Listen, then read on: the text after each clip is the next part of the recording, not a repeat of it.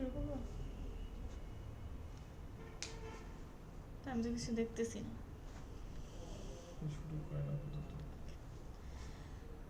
আসসালামু আলাইকুম সবাইকে। আমি রুকায়াত রহমান, মাইগ্রেশন সলিউশন থেকে। আর আজকে আমরা ইউরোপে স্টুডেন্ট ভিসা নিয়ে কথা বলবো। এজন্য আমাদের সাথে আছেন নাসরিন জাহান আপু। আসসালামু আলাইকুম, কেমন আছেন? ওয়ালাইকুম সালাম। আমি ভালো আছি। আপনি ভালো আছেন আপনি? জি আপু, আলহামদুলিল্লাহ ভালো আছি। আপু, আপনি তো বেশ অনেক সময় ধরেই মাইগ্রেশন সলিউশনের সাথে আছেন। এই ব্যাপারে আপনার এক্সপিরিয়েন্সটা যদি আমাদের সাথে শর্টলি একটু শেয়ার করতেন। মাইগ্রেশন সলিউশনের সাথে আমি মেইনলি আছি লাস্ট 1 ইয়ার ধরে। বাট আমাদের মাইগ্রেশন সলিউশনের যাত্রা হয় 2017 থেকে 2017 থেকে বিজনেস মাইগ্রেশন নিয়ে কাজ করা শুরু করে। অ্যান্ড আমাদের মোটামুটি কোভিডের পর পর্যন্ত বিজনেস মাইগ্রেশন নিয়ে কাজ করা হয়। অ্যান্ড বিজনেস মাইগ্রেশন আমাদের আলহামদুলিল্লাহ অনেকগুলো সাকসেস আছে অস্ট্রেলিয়াতে মেইনলি। যেহেতু আমাদের সিও স্যার মেইনলি অস্ট্রেলিয়া নিয়ে কাজ করেন, তো সেক্ষেত্রে আমাদের বিজনেস মাইগ্রেশন কিংবা যেগুলো পিআর পাথরের প্রোগ্রাম আছে সেগুলো আমাদের আলহামদুলিল্লাহ ভালো একটা সাকসেস আছে। অ্যান্ড আফটার কোভিড এবং 2022 এর পরে আমরা স্টার্ট করেছি স্কিল মাইগ্রেশন, স্টুডেন্ট ভিসা, 189, 190, 491 এই সাবক্লাসগুলো নিয়ে কাজ করার চেষ্টা করছি। ওখানেও আমরা মোটামুটি আলহামদুলিল্লাহ সাকসেস পাচ্ছি, ফিউচারেও পাবো। এখন আবার যেহেতু আমরা স্টুডেন্ট ভিসা নিয়ে কাজ করছি, তো এখন অ্যাকচুয়ালি আমাদের ফোকাস হচ্ছে স্টুডেন্ট ভিসাটা কীভাবে ডেভেলপ করা যায়, মাইগ্রেশন সলিউশন কীভাবে স্টুডেন্টদেরকে হেল্প করে ওনাদের ফিউচার কিংবা ক্যারিয়ারের জন্য কোনো একটা ভালো সাজেশন দিতে পারে, সেই ওয়েতে অ্যাকচুয়ালি আমাদের কাজ করা হচ্ছে। আচ্ছা, তো আজকে আমরা মেইনলি ইউরোপের স্টুডেন্ট ভিসা নিয়ে কথা বলছি। তো ইউরোপ সম্পর্কিত আসলে বলতে গেলে সেনজেন কান্ট্রিজ বা সেনজেনের বাইরে যে কান্ট্রিজগুলো আছে এগুলো আমাদের মোটামুটি ইউরোপে পরিচিত।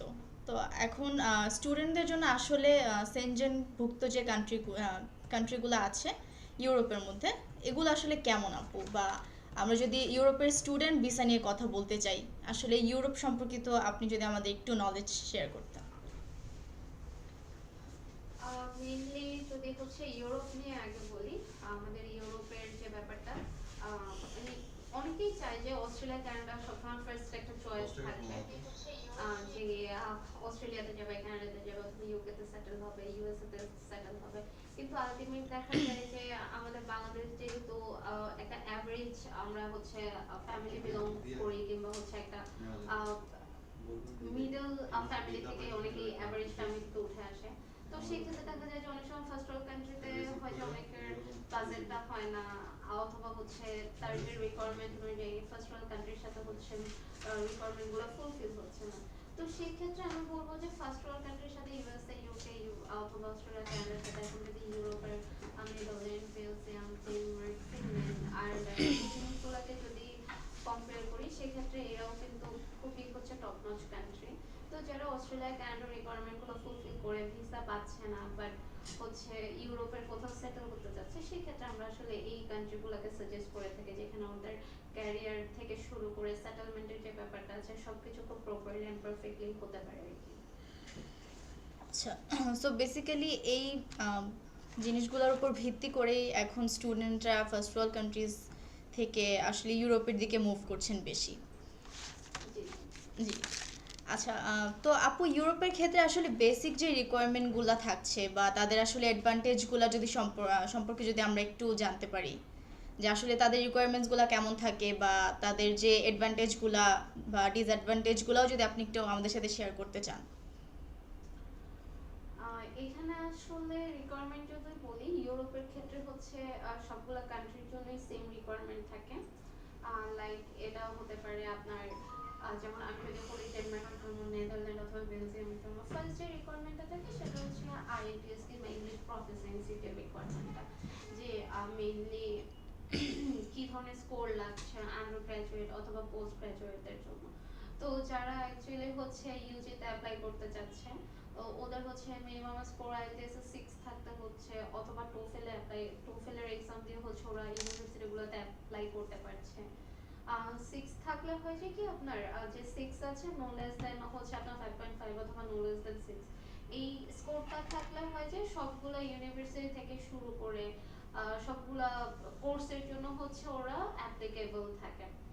মানে সেক্ষেত্রে ওদের কোনো রেস্ট্রিকশন থাকলো না। আর যখন একটু লোয়ার আইএলটিএস হয় সেক্ষেত্রে দেখা যায় যে ইউনিভার্সিটিগুলো হচ্ছে কিছু স্পেসিফিক হয়ে যায়, কিছু কোর্স স্পেসিফিক হয়ে যায়, তো সেক্ষেত্রে কিছু বাইন্ডিংস চলে আসে। তো সেক্ষেত্রে আমি ইংলিশ প্রফিসিয়েন্সির জন্য আন্ডার গ্রাজুয়েটে মাস্টলি সাজেস্ট করবো যে 6 রাখার জন্য ব্যান স্কোর, অ্যান্ড যারা পোস্ট গ্রাজুয়েটের জন্য অ্যাপ্লাই করতে চাচ্ছে তাদেরকে মাস্টলি বলবো যে 6.5 রাখার জন্য। সেই ক্ষেত্রে 6.5 থাকবে, আবার নো লেস দেন 6 থাকবে। হ্যাঁ, রিকোয়ারমেন্ট একেবারেই যে এটা লাগবে এমন না, আবার এই চাইতে কম হলে যে সে অ্যাপ্লাই করতে পারবে এমন না। অ্যাপ্লাই করতে পারবে, যেটা আমি বলেছি যে ইংলিশ প্রফিসিয়েন্সির যদি লোয়ার স্কোর থাকে সেক্ষেত্রে হচ্ছে কিছু বাইন্ডিংস চলে আসে, কিছু অপশনস কমে যায়, এতটুকুই। বাট অ্যাব্রোডে যারা সেটেল হতে চায়, মুভ করতে চায়, তাদের হয় যে যত বেশি অপরচুনিটি থাকতে হাতে ততটাই হচ্ছে ভালো। এতে করে হচ্ছে আর ভিসা পাওয়ার পসিবিলিটিটা ভালো, কারণ যত ভালো র্যাঙ্কিং ইউনিভার্সিটি হয় ভিসার পসিবিলিটিটা তত বাড়ে। ইউনিভার্সিটি ওয়াইজ হচ্ছে অনেক সময় ডিপেন্ড করে সে ভিসা পাবে কি পাবে না, এই ধরনের জিনিসগুলো আর কি। আর আরেকটা যে ব্যাপার থাকে হচ্ছে রিকোয়ারমেন্ট যদি আমি বলি সেক্ষেত্রে হচ্ছে ব্যাংকের একটা এফডিআর অথবা সেভিং দেখাতে হয়, এটা কান্ট্রি ওয়াইজ ভ্যারি করে। এন্ড হচ্ছে তার সে যদি আন্ডার গ্রাজুয়েটের জন্য অ্যাপ্লাই করে তার এসএসসি এইচএসসি জিপিএটা মাস্ট লাগবে, যেমন মোটামুটি 3 পয়েন্ট থাকলে জিপিএ, অথবা 3 পয়েন্ট আপ থাকলে তো খুবই ভালো। বাট একদম যদি লোয়ার স্কোর বলি সেক্ষেত্রে হচ্ছে জিপিএটা 3 পয়েন্ট থাকাটাই সবচাইতে বেটার। আর এই চাইতে 3 পয়েন্টের চাইতে অনেকে দেখা যায় যে 2.80 2.89 নিয়ে আসছে, সেক্ষেত্রে আসলে ইউনিভার্সিটিতে অ্যাপ্লাই করাটা খুব ডিফিকাল্ট হয়ে যায়। খুব লোয়ার স্কোর দিয়ে আসলে ওভাবে অ্যাপ্লাই করা যায় না। তো সেই জন্য আমরা সবসময় বলি যে অ্যাটলিস্ট 3 থাকাটা সবচাইতে বেটার। আচ্ছা। তো আপু, ইউরোপের ক্ষেত্রে আমরা যদি এমওআই দিয়ে অ্যাপ্লাই করতে চাই, বা এমওআই এর আসলে আমাদের কি কোনো চান্স থাকছে এমওআই দিয়ে অ্যাপ্লাই করার পর আমাদের অফার লেটার আসার, বা এই জার্নিটাকে স্মুথলি আমরা যদি কন্ডাক্ট করতে চাই, এটা কি আসলে পসিবল? এই এমওআই দিয়ে হচ্ছে মিডিয়াম অফ ডিস্ট্রাকশন আমরা যেটা এমওআই দিয়ে বুঝি। জি। তো সেক্ষেত্রে কি হয়, হ্যাঁ এমওআই দিয়ে অফার লেটার আনা যায় না ব্যাপারটা এমন না। যে ইউনিভার্সিটি গুলো হচ্ছে এমওআই ফ্রেন্ডলি করে দিয়েছে, কিংবা যারা বলছে যে না আমরা হচ্ছে এমওআই অ্যাকসেপ্ট করছি, সেক্ষেত্রে কিন্তু আবার বাংলাদেশে কিছু স্পেসিফিক ইউনিভার্সিটি ওরা করে দেয়, like Dhaka university, NSU, BRAC, এই ধরনের কিছু স্পেসিফিক ইউনিভার্সিটি থেকে ওরা হচ্ছে এমওআইটা অ্যাকসেপ্ট করে। তো সেই ক্ষেত্রে চাইলেই ওই স্টুডেন্ট যদি ওই ইনস্টিটিউশনটা বিলং করে সে এমওআই দিয়ে অ্যাপ্লাই করতে পারবে। কিন্তু সবসময় একটা কথা থেকেই যায়, সেটা হচ্ছে আপনি যখন ভিসার জন্য দাঁড়াবেন, এমএসসি ফেস করবেন, ভিসার জন্য অ্যাপ্লিকেশন করছেন, তখন আপনার ইংলিশ প্রসেসিংটা ওরা মাস্ট চাইবে। এতে হয় যে কি, না থাকলেও অনেক সময় অনেকে ভিসা পেয়ে যায়, এমন না যে ভিসা পায় না, বাট সেটা খুব রেয়ার যে উইদাউট আইএলটিএস তার ভিসা হয়েছে। মানে এমনিতেও দেখবেন যে খুব ভালো প্রোফাইল, আইটিএসও 7 আছে, এ টু জেড সবকিছু ফুলফিল আছে রিকোয়ারমেন্ট, তারপরও এমবিসি ফেস করতে গেলে কিংবা যে কোনো একটা কারণে হচ্ছে গিয়ে কেস অফিসার জিনিসটা রিজেক্ট করে দেয়, তো সেই ক্ষেত্রে আমি অবভিয়াসলি সাজেস্ট করবো হ্যাঁ এমওআই দিয়ে সে ইনিশিয়াল পর্যায়ে আনতে পারে তার অফার লেটার। কিন্তু ভিসার আগে আমি মাস্ট বলবো যে ওর আইএলটিএস কিংবা ইংলিশ প্রফিসিয়েন্সি যে কোনো একটা টেস্ট থাকা অবশ্যই ভালো, সেক্ষেত্রে ওর ভিসার না পাওয়ার রিস্কটা কমে যায়। আচ্ছা। তার রিস্কটাও কমে যায়, আবার তার জার্নিটাও আমরা অনেকটাই স্মুথ করে নিয়ে আসতে পারি। হ্যাঁ হ্যাঁ ডেফিনেটলি। আচ্ছা। আপু, বাংলাদেশের প্রেক্ষাপটে আসলে স্টুডেন্টদের যে একটা মেন কোয়ারি থাকে, সেটা আমার কাছে মনে হয় যে ওয়ার্ক পারমিটের ব্যাপারটা, বা তার হচ্ছে পার উইকে সে কতটুকু কাজ করতে পারছে স্টুডেন্ট থাকা অবস্থায় অ্যাকচুয়ালি। তো এই ব্যাপারটা যদি একটু ক্লিয়ার করতেন আমাদের ক্যান্ডিডেটদের জন্য। এটা হচ্ছে স্টুডেন্ট থাকা অবস্থায় মোটামুটি সবাই হচ্ছে জব করতে পারে, পার্ট টাইম যে জবটা করে যায়। এখন পার্ট টাইম জব বলতে ওর লাইক হচ্ছে 1 বছরের মধ্যে প্রথম 4 মাস ওর একটা সেমিস্টার থাকে, এরপর একটা ভ্যাকেশন যাবে, এন্ড দেন আবার একটা সেমিস্টার 4 মাসের জন্য শুরু হবে, এরপর আরেকটা ভ্যাকেশন যাবে। তো প্রথম 4 মাসে হয় যে তার যেটা হচ্ছে সে পড়াশোনার পাশাপাশি সে পার্ট টাইম জব করতে পারতেছে, পার উইক 20 আওয়ার্স করে, কিংবা যে একটা টাইম লিমিটেশন ওরা দিয়ে রাখে কান্ট্রি ওয়াইজ, ডেনমার্ক বলেন, বেলজিয়াম বলেন, নেদারল্যান্ড বলেন, সবগুলো কান্ট্রি ওয়াইজ একটা পার আওয়ার কিংবা পার উইকে কত ঘন্টা করে কাজ করতে পারছে ওটা একটা লিমিটেশন দেওয়া আছে। বাট আমি বেসিকটা বললাম যে 20 আওয়ার মতো সে কাজ করতে পারবে। তো সেক্ষেত্রে যেটা হয় যে আপনার সে পার্ট টাইম জব করলো, পাশাপাশি পড়াশোনা করলো। কিন্তু আবার অনেকে চিন্তা করে যে না, আমি জব করে গেলাম, আমার পড়াশোনা হচ্ছে প্রপার হচ্ছে না। সেক্ষেত্রে কিন্তু খুব ডিফিকাল্ট। যেমন আমি যদি ডেনমার্কের কথা বলি, ওরা কিন্তু একটা টাইম লিমিটেশন দিয়ে দেয় যে আপনি যদি সেমিস্টার ড্রপও দেন, কিংবা ইন কেস আপনার যদি রেজাল্ট খারাপ হয়, আপনি সিজিপিএ নিয়ে হচ্ছে বের হয়ে ইন ফিউচার আপনার ক্যারিয়ার কিছু হচ্ছে না, তো সেই ক্ষেত্রে আপনি চাইলেই হচ্ছে আপনার টাইম এক্সটেনশন করাতে পারবেন না। লাইক হচ্ছে আপনার 1.5 বছর কিংবা 2 বছরের মাস্টার্স প্রোগ্রাম, আপনার হাইস্ট আপনি হচ্ছে টাইম পাবেন 2.5 বছর পর্যন্ত, মানে 2.5 বছরের মধ্যে আপনাকে মোটামুটি আপনার ফুল প্রোগ্রামটা শেষ করতে হবে। সেক্ষেত্রে যদি আপনি কোনো সেমিস্টার ড্রপও দিতে চান, দ্যাট মিনস আপনি খুব একটা সময় পাচ্ছেন না। 2 বছরের পরে আপনি জাস্ট আরেকটা সেমিস্টারের জন্য চান্স পাবেন, যদি আপনার ইন কেস কোনো সেমিস্টারে ইমপ্রুভ দেওয়া লাগে, ড্রপ দিতে হচ্ছে কোনো ফাইন্যান্সিয়াল ইস্যুসের কারণে। তো এটা হচ্ছে একটা ব্যাপার। দ্যাট মিনস হচ্ছে আপনি যখন স্টুডেন্ট ভিসায় যাবেন, স্টুডেন্ট ভিসায় গেলে আপনার যেটা মেইন ফ্যাক্ট থাকবে কিংবা আপনার প্রায়োরিটি লিস্ট যেটা থাকবে, সেটার মধ্যে আপনার পড়াশোনাটাকে মাস্ট বি ফার্স্ট রাখতে হবে, কারণ আপনি যে ভিসা পেয়েছেন সেটা আপনার স্টাডির উপর ডিপেন্ড করে পেয়েছেন। তো আপনি হচ্ছে পার্ট টাইম জব করতে পারছেন, এটা নিয়ে কোনো প্রবলেম নেই। স্টুডেন্ট মতো পার্ট টাইম জব করবে, জব করলে হচ্ছে ওনাকে ব্যাংকিং পে করা হবে, তো ওটা ওনার অ্যাকাউন্টে চলে আসবে। তো মানে এখানে এমন কোনো প্রবলেম নেই যে জব পাবে না কিংবা জব হচ্ছে না। অবশ্যই বাংলাদেশ থেকে তার এমন কোনো স্কিল গ্যাদার করে নিয়ে যেতে হবে অ্যাজ এ স্টুডেন্ট, যাতে সে ওখানে পার্ট টাইম জব করে সে সার্ভাইভ করতে পারে। আচ্ছা। তো জবের ক্ষেত্রে আসলে আপু আমাদের পার আওয়ার স্যালারিটা আসলে কেমন থাকছে ইউরোপের ক্ষেত্রে, বা তার রেকমেন্ডেশনের ব্যাপারটা যদি একটু ক্লিয়ার করতেন। পার আওয়ার স্যালারি কেমন থাকছে, মানে জিনিসটা হচ্ছে দেখা যায় যে আপনি, যদি আমি ডেনমার্কের কথা বলি, তো সেই ক্ষেত্রে দেখা যাচ্ছে আপনি মিনিমাম না হলেও আপনার দেখা যায় ওদের তো হচ্ছে ক্রোন থেকে দেন হচ্ছে ইউরোতে কনভার্ট করতে হয় জিনিসটা। তো আপনি মনে করেন এখানে হচ্ছে কিছু ক্যাটাগরিজ থাকে, তো আমি ওগুলো তো এক্স্যাক্টলি বলতে পারছি না বাংলাদেশে বসে। তারপর হচ্ছে যেটা অ্যাভারেজ একটা থাকে, যে একটা সিনারিও চলছে যেটা আমরা এখানে বসে জানতে পারছি, ওই জিনিসটা আমি জাস্ট শেয়ার করছি। লাইক আপনি হচ্ছে ডেনমার্কে জব করছেন, সেটা হতে পারে আপনি ডেলিভারি জব করছেন, আপনি রেস্টুরেন্টে হয়তো বা হেল্পার হিসেবে জব করতেছেন, কিংবা হচ্ছে আপনি ডিশ বয়সের যে জবগুলো আছে এই ধরনের জবগুলো পাচ্ছেন। তো এই ধরনের মেন্টালিটি নিয়ে আসলে স্টুডেন্টকে যেতে হবে। মানে স্টুডেন্ট যদি চিন্তা করে যে না, ওখানে গিয়ে সে খুব ভালো ডেস্ক জব পেয়ে যাবে আমাদের বাংলাদেশের মতো, সেক্ষেত্রে আসলে খুব টাফ হয়ে যাবে। তো সেক্ষেত্রে আমি সবসময়, আমার যারা স্টুডেন্ট থাকে ওদেরকে সবসময় বলি যে বাহিরে যাওয়ার সময় তোমার মেন্টালিটিটা এইভাবে সেট আপ করতে হবে যে তোমাকে 24/7 আওয়ার অ্যাক্টিভ থাকতে হবে।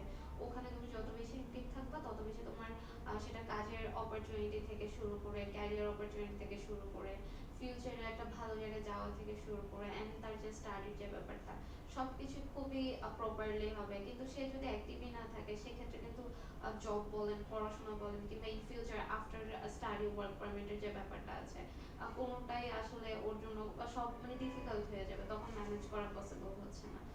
তো মেইনলি হচ্ছে সে যদি আওয়ারলি জব করে ডেনমার্কের বেসিসেও যদি আমি বলি, সেক্ষেত্রে দেখা যাচ্ছে আপনার 160 এর মতো অথবা এর চেয়ে আরও লেস পাচ্ছে সে। আচ্ছা আপু, ডেনমার্কের কথা যেহেতু আসছে, ডেনমার্কের ক্ষেত্রে আমাদের নর্মাল যে একটা কোয়েরি থাকে ক্যান্ডিডেটদের, যে সে কি স্পাউস নিয়ে ফ্লাই করতে পারছে কিনা, বা শুধু ডেনমার্কের ক্ষেত্রে না, অ্যাকচুয়ালি ইউরোপের ম্যাক্সিমাম কান্ট্রির ক্ষেত্রে আমাদের ক্যান্ডিডেটরা জানতে চান যে তারা কি ডিপেন্ডেন্ট সাথে নিতে পারছেন কিনা। আচ্ছা, ডিপেন্ডেন্টের কথাটা যদি আসে, সেক্ষেত্রে আমি যদি নেদারল্যান্ড, বেলজিয়াম, ফিনল্যান্ড নিয়ে বলি, ফিনল্যান্ডে হচ্ছে আপনার স্পাউস হচ্ছে মাস্টার্সে নিয়ে যেতে পারবে at a time. And Netherland and বেলজিয়ামের কথা যদি বলি, সেক্ষেত্রে অ্যাট এ টাইম না নেওয়াটাই আমরা প্রেফার করি, আফটার 6 মান্থ হচ্ছে আমরা নিয়ে যেতে বলি। অ্যান্ড ডেনমার্কের যেটা, সেটা হচ্ছে ব্যাচেলর এবং হচ্ছে মাস্টার্স, দুটো প্রোগ্রামেই হচ্ছে সে ডিপেন্ডেন্ট নিয়ে যেতে পারবে, কোনো প্রবলেম নেই। আর বেলজিয়াম, নেদারল্যান্ড, বেলজিয়াম, নেদারল্যান্ড এবং ফিনল্যান্ডের যে ব্যাপার আছে, সেখানে হচ্ছে আপনার একটা ব্লক অ্যামাউন্ট পাঠাতে হয় নেদারল্যান্ড এবং বেলজিয়ামের ক্ষেত্রে। অ্যারাউন্ড এটা বাংলাদেশে অ্যামাউন্ট যদি বলি আমি, 15 to 16 লাখের মতো, যেটা আবার ওরা হচ্ছে আপনাকে রিটার্ন করে দেয়। দেখা যায় যে বেলজিয়ামে আফটার 1 মান্থ পর রিটার্ন করে দিচ্ছে, অথবা নেদারল্যান্ডে হচ্ছে 1 ইয়ারের মধ্যে একটা হচ্ছে ইনস্টলমেন্ট ওরা ব্যাক করে দেয় মান্থলি ওয়াইজ। তো জিনিসটা হচ্ছে কি এমন। আর ডেনমার্কের জন্য যেটা হয়, সেটা হচ্ছে আপনি দুটো প্রোগ্রামের জন্য নিয়ে যেতে পারবেন, অ্যাট এ টাইম নিয়ে যেতে পারবেন। সেই ক্ষেত্রে হচ্ছে আপনার যে স্পাউস যাবে, এই স্পাউসের জন্য আপনি হচ্ছে আপনার একটা ব্যাংক স্টেটমেন্ট দেখাতে হয়। এটা ডিপেন্ড করছে, এটা দেখা যাচ্ছে 7 to 10 লাখও হতে পারে, 10 to 15 হতে পারে, মানে হাইস্ট হচ্ছে 20 লাখের মধ্যে একটা ব্যাংক স্টেটমেন্ট দেখানো হয় স্পাউসের জন্য। তো এখন আসলে আমরা যদি একটু ওয়ার্ক পারমিটের দিকে যাই, যেটা হচ্ছে আসলে মেইন বাংলাদেশি স্টুডেন্টদের একটা কনসার্ন থাকে যে আমি যাচ্ছি স্টুডেন্ট ভিসায়, বাট আফটার স্টাডি আমি কি একটা ওয়ার্ক পারমিটে কনভার্ট করতে পারছি কিনা, বা এই ফ্যাসিলিটিসগুলো আসলে আমাদের জন্য কি থাকছে। কারণ সবাই যেহেতু একটু সেটেলমেন্ট ওখানে আসলে চায়, তো সেই ক্ষেত্রে আসলে ওয়ার্ক পারমিটের প্রসেসিংটা বা এই প্রসিডিওরটা যদি আমরা একটু জানতে পারি। ওয়ার্ক পারমিট বলতে আপনি লাইক হচ্ছে আপনার আন্ডার গ্রাজুয়েটের জন্য গিয়েছেন, আপনার প্রোগ্রাম শেষ হয়েছে, আপনার 3 বছর অথবা 4 বছর প্রোগ্রাম শেষ হয়ে যাওয়ার পর আপনাকে মাস্ট বি হচ্ছে মাস্টার্স করতে হবে। অ্যান্ড আপনি মাস্টার্স করা হয়ে যাওয়ার পরে আপনি যেই ট্র্যাকে পড়াশোনা শেষ করেছেন সেই ট্র্যাকের আন্ডারে আপনাকে জবটা ম্যানেজ করতে হয়, সেটা আপনার জন্য বেশি সুইটেবল হয় যদি আপনি ডেস্ক জব পেয়ে যান। আর যদি ওভাবে আপনি ডেস্ক জব না পান, তো সেক্ষেত্রে যেটা হয় যে আপনাকে মেইনলি হচ্ছে ওখানে কোনো স্পন্সরশিপ জবটা হচ্ছে ম্যানেজ করতে হয়। আফটার দ্যাট আপনি ওই জবের আন্ডারে হচ্ছে কি আপনার ট্যাক্স থেকে শুরু করে সবকিছু হচ্ছে পেমেন্ট করবেন, এন্ড ওইটার আন্ডারে হচ্ছে আপনার ভিসাটা কনভার্ট করা হয়। আর আপনার পড়াশোনার শেষে লাইক আপনি 2 বছরের জন্য পড়াশোনা করছেন, এরপর আপনি 3 বছরের জন্য আবার study after study work permit পাচ্ছেন। তো এর মাঝখানে আপনাকে আপনার জবটা ম্যানেজ করে নিতে হবে। তো নর্মালি হচ্ছে সবাই সবার ট্র্যাক অনুযায়ী জব পেয়ে যায়, অত প্রবলেম হয় না। এটার ফার্স্ট কনসার্ন যেটা বলবো, আপনি যখন আন্ডার গ্রাজুয়েটে যাচ্ছেন অথবা পোস্ট গ্রাজুয়েটে যাচ্ছেন, এটা হচ্ছে তখনকার ব্যাপার যে আপনি ইন ফিউচার কথা চিন্তা করেই কিন্তু আপনি অ্যাজ এ স্টুডেন্ট আপনাকে আপনার সাবজেক্টটা হচ্ছে চুজ করতে হবে, যাতে আপনি যে সাবজেক্টটা চুজ করছেন আর যে প্রোগ্রামের জন্য পড়তে যাচ্ছেন সেটা দিয়ে যাতে আপনি ইন ফিউচার ওখানে সেটেল হতে পারেন, আপনার যাতে কোনো প্রবলেম না হয়, সেটা জবের বেলায় হোক কিংবা আপনার পিআর এর বেলায় হোক, আপনার সেটেলমেন্টের বেলায় হোক। জিনিসটা অ্যাকচুয়ালি হচ্ছে একদম ইনিশিয়াল স্টেজে আসতেছে যে আপনি কোন প্রোগ্রাম আপনার জন্য চুজ করেছেন, সেটা আপনার ফিউচারে কিভাবে আপনাকে বেনিফিটস দিচ্ছে, ইন ফিউচার এখানে অপরচুনিটি কেমন, জব অপরচুনিটি কেমন, ক্যারিয়ার অপরচুনিটি কেমন। লাইক আপনি এখন হচ্ছে বিজনেসের স্টুডেন্ট, এখন আপনি যদি চিন্তা করেন যে না আপনি বিজনেসে না পড়ে আপনি জাস্ট এমনি একটা ইউনিভার্সিটি থেকে জাস্ট একটা হচ্ছে আর্টসের সাবজেক্ট নিয়ে পড়ে বের হয়ে আসছেন, তখন এটা আবার আপনার একটা ইম্প্যাক্ট ফেলবে যে আপনি আপনার রিলেভেন্ট ট্র্যাক থেকে সরে গিয়ে অন্য একটা কেন হচ্ছে ব্যাকগ্রাউন্ডে চলে গেলেন। তো এই জিনিসগুলো, তো সেজন্য আমরা সবসময় আমার ফিউচারের কথা চিন্তা করেই হচ্ছে স্টুডেন্টদেরকে এভাবে সাজেশন দিয়ে থাকি যে তুমি যেহেতু হচ্ছে বিজনেস ব্যাকগ্রাউন্ডে আছো, দ্যাট মিন্স তোমার এই সাবজেক্টগুলো দরকার, সেটা ইন্টারন্যাশনাল বিজনেস হতে পারে, মার্কেটিং হতে পারে, ফাইন্যান্স হতে পারে। সে তার যে ট্র্যাকে থাকলে তার ফিউচারটা বেটার হচ্ছে, পিআরটা পাচ্ছে ইজিলি। তো অ্যাকচুয়াল সেটেলমেন্টের ব্যাপারটা আসতেছে ওখান থেকে যে সে কিভাবে জব অপরচুনিটি পাচ্ছে।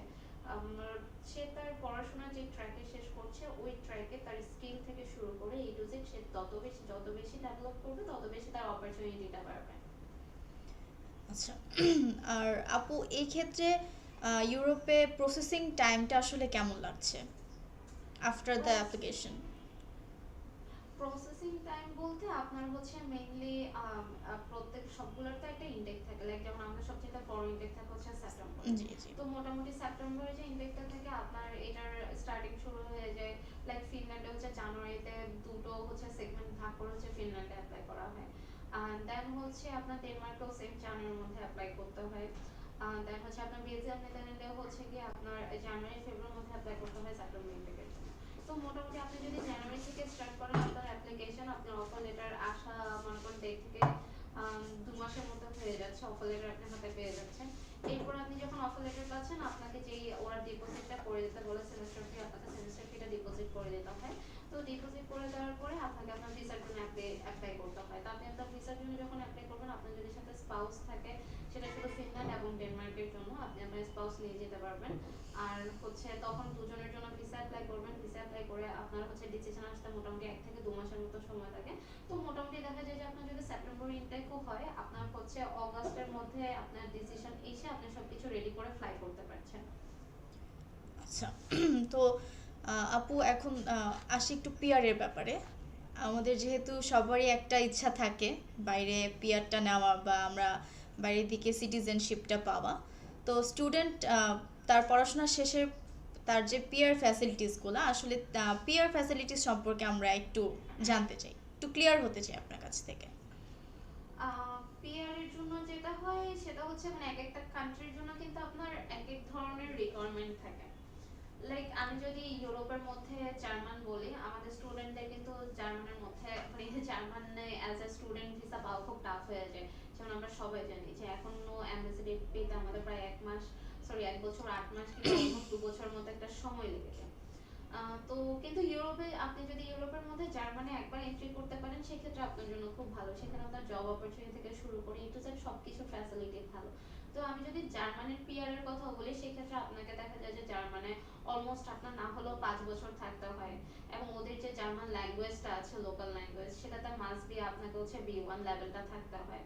এছাড়া যদি আমি বলি আপনার যে ফাইন্যান্সিয়াল স্ট্যাবিলিটিটা আছে সেটা হচ্ছে আপনার ইনকাম এবং আপনার এমপ্লয়মেন্টের উপর ডিপেন্ড করে আপনাকে ওখানে প্রুফ করতে হবে যে আপনি এত টাকা ইনকাম করছেন, আপনি ট্যাক্স দিচ্ছেন, এবং আপনার হচ্ছে হেলথ ইন্স্যুরেন্স থাকতে হয় মাস্ট।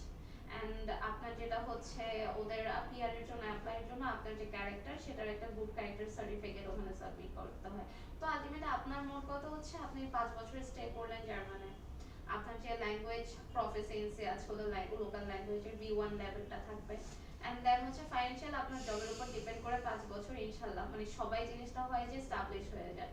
তো মোটামুটি আপনার যদি 5 বছর থাকা এবং B1টা কমপ্লিট হয় সেক্ষেত্রে আপনি ইজিলি হচ্ছে পিআর এর জন্য জার্মানিতে হচ্ছে এলিজিবল হবেন। আচ্ছা। এছাড়া আমি যদি জার্মানির বাদেও বলি যেমন হচ্ছে আমাদের ফ্রান্স আছে অথবা স্পেন আছে, ইতালি আছে, নেদারল্যান্ডের কথা তো আমি ফার্স্টেই বলেছি, তো মোটামুটি সবগুলাতে নেদারল্যান্ডেও কিন্তু মোটামুটি ওদের যে ল্যাঙ্গুয়েজটা আছে ওই ল্যাঙ্গুয়েজে ওদের A2 লেভেলটা হচ্ছে ওরা চায়। নেদারল্যান্ডের ব্যাপারটা আমি একটু বলি, সেটা হচ্ছে আপনি যখন ওদের কর্পোরেট লাইফে এন্টার করতে যাবেন সেক্ষেত্রে ওদের নেদারল্যান্ডের লোকাল ল্যাঙ্গুয়েজটা আপনি যত বেশি জানবেন তত বেশি আপনার জন্য আপনার কর্পোরেট লাইফটা ইজি হয়ে যাবে কিংবা জব অপরচুনিটিটা ইজি হয়ে যাবে। আর না হলে অলমোস্ট আপনার সবগুলো রিকোয়ারমেন্টই সেম, আপনার হেলথ ইন্স্যুরেন্স থাকতে হবে, আপনার হচ্ছে ইনকামের যে সাফিসিয়েন্ট একটা অ্যামাউন্ট সেটা আপনাকে দেখাতে হবে, আপনার 5 ইয়ার্স এর মতো কন্টিনিউয়াসলি ওখানে থাকতে হবে, এইটাই। আচ্ছা আপু, এবার যদি মানে স্পন্সরের ব্যাপারে একটু আসি, যে বিভিন্ন কান্ট্রিতে আসলে স্পন্সরশিপটা আমার মনে হয় যে একটু ভিন্ন ধরনের হয়ে থাকে। লাইক আপনার যদি ফিনল্যান্ডের কথা আমি বলি, আমার মনে হয় যে সবাই এই ক্ষেত্রে আপনাকে স্পন্সর করতে পারছে। লাইক আপনার ফার্স্ট রিলেটিভ বা ফার্স্ট ব্লাড হতে হবে এরকম আমার মনে হয় না আছে। বাট অন্যান্য কান্ট্রি যেগুলো নিয়ে আমরা কাজ করছি, লাইক বেলজিয়াম, আয়ারল্যান্ড, ডেনমার্ক, এগুলোর ক্ষেত্রে আসলে আমাদের স্পন্সরশিপটা কেমন হতে পারে বা কে আমাদেরকে স্পন্সর করতে পারে? এই স্পন্সরশিপের যে ব্যাপারটা সেটা হচ্ছে সেটা আপনার ফার্স্ট ওয়ার্ল্ড কান্ট্রি হোক অথবা হচ্ছে আপনার ইউরোপের কান্ট্রি হোক, আমরা সবসময় প্রেফার করি হচ্ছে ফার্স্ট ব্লাড হচ্ছে স্পন্সরশিপ করাটা কিংবা অ্যাজ এ স্পন্সর হিসেবে দেখানোটা বেটার। সেটা ফার্স্ট ব্লাড বলতে আমরা মা বাবা থেকে শুরু করে ভাই বোন থেকে শুরু করে চাচা জ্যাঠাই এই ধরনের ফার্স্ট ব্লাডকে বুঝে। আর সেক্ষেত্রে হচ্ছে যদি ওয়াইফ হয়ে থাকে ওয়াইফের হাজবেন্ডও হচ্ছে হতে পারে। তো মানে এটা জিনিসটা ফার্স্ট ব্লাড কেন, আপনি যখন হচ্ছে আপনার মানে কেস অফিসার দেখবে যে আপনার বাবা আপনাকে স্পন্সর করছে, আপনার মা স্পন্সর করছে, আপনার হাজব্যান্ড স্পন্সর করছে, তখন এটা তাই বুঝে ওরা যে না অ্যাটলিস্ট বাবা মার জন্য হলেও হচ্ছে তারা দেশে ফিরে যাবে। তো সেই ক্ষেত্রে আসলে ফার্স্ট ব্লাডটাই হচ্ছে আমরা প্রেফার করি। এখানে অন্য কেউ না হওয়ার চাইতে হয় আপনি নিজে নিজের স্পন্সর হবেন, আর নয়তো হচ্ছে আপনার যে যারা ফার্স্ট ব্লাড আছে তারা আপনার হচ্ছে স্পন্সর হিসেবে দেখানোটা সবচেয়ে বেটার। আচ্ছা আপু, আমরা মোটামুটি ইউরোপের স্টুডেন্ট ভিসা সম্পর্কে অনেক কিছুই জানলাম। এখন আমরা মাইগ্রেশন সলিউশন থেকে আমাদের ক্যান্ডিডেটদেরকে আসলে কিভাবে অ্যাসিস্ট করছি তাদের জার্নিটাকে খুব কমফোর্টেবল করার জন্য বা তাদের একটু স্ট্রেস ফ্রি রাখার জন্য? স্ট্রেস ফ্রি রাখার জন্য আমাদের বর্তমানে ইউরোপের মধ্যে অলরেডি কিন্তু আমাদের হচ্ছে ডেনমার্ক আর ফিনল্যান্ডের হচ্ছে ইনটেক অলমোস্ট হচ্ছে ক্লোজ, জানুয়ারিতেই শেষ হয়ে গিয়েছে। তো সেই ক্ষেত্রে যেটা হচ্ছে এখন সেপ্টেম্বর ইনটেকের জন্য যদি কেউ আয়ারল্যান্ড আছে, আয়ারল্যান্ড খুবই একটা ভালো অপশন হতে পারে এখন স্টুডেন্টের জন্য। এটার রিজন হচ্ছে আপনার খুবই হচ্ছে আপনি লো টিউশন ফিস যারা যাচ্ছে এবং ভিসাও মোটামুটি হচ্ছে রেশিও ভালো চলছে আয়ারল্যান্ডে। তো তাদের জন্য আমি বলবো যে এখন বর্তমানে যদি ফিনল্যান্ড অথবা ডেনমার্ক এই ধরনের অপশনগুলো থেকে বের হয়ে আসতে পারে সেক্ষেত্রে আয়ারল্যান্ড খুবই বেস্ট একটা অপশন হয়। এবং এখানে যে ইউনিভার্সিটিগুলো আছে কিংবা ওখানে যে অ্যাকোমোডেশন কস্ট আছে সবগুলাই হচ্ছে আপনার তুলনামূলক অন্যান্য কান্ট্রির চাইতে খুবই সুইটেবল এবং খুবই হচ্ছে আপনার মানে হচ্ছে বাজেট ফ্রেন্ডলি হচ্ছে। তো আয়ারল্যান্ডটা আমি হচ্ছে সাজেস্ট করবো। আরেকটা ব্যাপার যেটা মাইগ্রেশন সলিউশন হচ্ছে কিভাবে স্টুডেন্টদেরকে হেল্প করছে, এটা হচ্ছে প্রথমত আমাদের এখানে যারা আসছেন ওরা হচ্ছে ফ্রি কনসালটেন্টের সাথে কথা বলতে পারছেন। ওনাদের যদি অবভিয়াসলি যারা স্টুডেন্ট আছে ওরা হচ্ছে প্রথমত নিজেরা রিসার্চ করে যে কোন ইউনিভার্সিটি কিংবা কোন কান্ট্রিতে যাবে, কোন কান্ট্রিতে গেলে তাদের জন্য ভালো হয়। অনেকের দেখা যায় যে রিলেটিভস আছে, তো ওখানেই সেটেল হতে চাচ্ছে। তো সবকিছু মিলিয়ে যখন হচ্ছে একজন স্টুডেন্ট আসে আমাদের সাথে হচ্ছে কথা বলার জন্য, তখন এটা আমাদের কোনো ধরনের কস্ট ইনক্লুড করা হয় না, একদমই ফ্রিতেই হচ্ছে স্টুডেন্ট কথা বলে উনি মোটামুটি সব ইনফরমেশন নিয়ে গিয়ে ওনার ডিসিশনটা নিতে পারে, সেটা ইউরোপের কান্ট্রি হোক, ইউএসএ হোক, অস্ট্রেলিয়া হোক, কানাডা হোক। তো আমরা সবসময় চেষ্টা করি অ্যাজ আ ফ্যামিলি মেম্বার কিংবা যিনি এসেছেন আমাদের স্টুডেন্ট, তাকে আমরা যতটা ইনফরমেশন দিয়ে হেল্প করতে পারি যাতে সে তার কান্ট্রি চুজ অথবা সাবজেক্ট চুজ দেয়, অথবা তার যে ডিসিশন নেওয়ার যে সবচেয়ে বড় স্টেপ, যে সে কোন কান্ট্রির জন্য ডিসিশন নেবে, কোন সাবজেক্টের জন্য ডিসিশন নেবে, এটাতে কোনো ধরনের যাতে প্রবলেম ফেস না করে। তো আমরা এটা সবসময় ট্রাই করি। অ্যান্ড যে আদার যেই ডকুমেন্টস থেকে শুরু করে স্টেপগুলোতে, ওগুলোতেও আমরা প্রপারলি হেল্প করে থাকি। লাইক আপনার এসওপি থেকে শুরু করে কি কি ডকুমেন্টস লাগছে, এগুলো সবকিছু আমরা আগে থেকে প্রোভাইড করে রাখি, যাতে একদম হচ্ছে যখন সাবমিশনের একদম লাস্ট ডেট আসে তখন যাতে কোনো কিছু স্টুডেন্টকে তাড়াহুড়া করে দিতে না হয়, আমরা যাতে কোনো কিছু মিস করে না যাই, সেজন্য আমরা সবসময় প্রথম থেকেই একটা গাইডলাইনের মাধ্যমে স্টুডেন্টকে হচ্ছে সবকিছু প্রপার ওয়েতে নেওয়ার ট্রাই করি। আচ্ছা, তো আপু এখন মানে ইউরোপের আমরা স্টুডেন্ট ভিসা সম্পর্কে অনেক কিছুই জানলাম, এবং আমরা যে কান্ট্রিগুলোতে কাজ করছি সেগুলো সম্পর্কে আমরা অনেক ধারণা পেলাম। আপনাকে অনেক ধন্যবাদ এই জন্য, আসলে আপনার সময় আপনি আমাদের দিয়েছেন। আর আমাদের বিভিন্ন ধরনের স্টুডেন্টদের আসলে বিভিন্ন ধরনের ইনকোয়ারিজগুলো থাকে, এবং তাদেরকে আমরা সব ধরনের অ্যাসেসমেন্টই দিচ্ছি এখানে, এবং তাদের যে মেইন কনসার্নগুলো, তাদের অ্যাপ্লিকেশন, তাদের সাবজেক্ট চুজিংয়ের একটা ব্যাপার থাকে, তাদের একটা ফাইন্যান্সিয়াল ব্যাপার থাকে, তাদের ব্যাংক স্টেটমেন্ট থেকে শুরু করে সব কিছু ধরনেরই একটা ইনকোয়ারিজ তাদের আসলে থেকে থাকে, বা কনফিউশন আসলে তাদের থাকে। তো এই ব্যাপারগুলোতে আমরা যদি মাইগ্রেশন সলিউশনকে বেছে নিই, তাহলে কি তাদের জন্য মানে কতটুকু আসলে বেনিফিশিয়াল হচ্ছে? এখন পর্যন্ত আসলে আমরা যাদের সাথে কাজ করেছি, স্টুডেন্ট যারা ছিলেন কিংবা আমাদের যারা হচ্ছে বিজনেস মাইগ্রেশনের ক্লায়েন্ট ছিলেন, আমরা হচ্ছে সবসময় চেষ্টা করেছি আমাদের এই থেকে যতটুকু সাপোর্ট দেওয়া যায়, যতটুকু হ্যাসেল ফ্রি রাখা যায় ক্লায়েন্টদেরকে কিংবা স্টুডেন্টদেরকে, আমরা এটা অলওয়েজ সাপোর্ট দিয়ে থাকতেছি। আর যেটা জিনিসটা আছে যে ডকুমেন্টেশনের যে সাপোর্টটা আসতেছে কিংবা ব্যাংকিং যে সাপোর্টটা আসতেছে, এটা হচ্ছে নরমালি আমরা ক্লায়েন্টকে হচ্ছে সবগুলো ওয়ে বলে দিই যে আপনি এইভাবে এইভাবে গেলে এটা পাচ্ছেন, কিংবা আপনার ডকুমেন্টেশনে যেটা আমি ফার্স্টেই বলেছি যে আমরা একদম এন্ড অফ দ্য মোমেন্টের জন্য কখনো ওয়েট করি না, আমরা সবসময় ফার্স্ট থেকে প্ল্যানিং করা শুরু করে দিই যে আপনার এই জিনিসগুলো লাগবে, আপনি এগুলো রেডি করে আনেন, দেন হচ্ছে আমি আপনার জন্য অ্যাপ্লাই করে দিচ্ছি, যাতে আমাদের একদম লাস্ট ডেডলাইন পর্যন্ত ওয়েট করতে না হয়। দেন হচ্ছে যেটা ব্যাংকিং যে সাপোর্টটা, সেটা হচ্ছে স্টুডেন্টদের যদি প্রবলেম হয় যে এফডিআর অথবা সেভিংস নেই, সেক্ষেত্রে আমরা হচ্ছে বলে দিই যে এই ধরনের ব্যাংকগুলোর সাথে আপনি কথা বলতে পারেন, ওনাদের কাছ থেকে ভালো সার্ভিস পাচ্ছেন। তো এটা হচ্ছে একটা ব্যাপার। তো আমরা মেইনলি ট্রাই করি অলওয়েজ যে কিভাবে হ্যাসেল ছাড়া একটা স্টুডেন্ট হোক, বিজনেস মাইগ্রেশন ক্লায়েন্ট হোক, আমরা যাতে ফুল সাপোর্ট আমাদের দিতে পারি। আচ্ছা, ঠিক আছে। ধন্যবাদ আপু, আপনার মূল্যবান সময় আমাদেরকে দেওয়ার জন্য, এবং আমাদের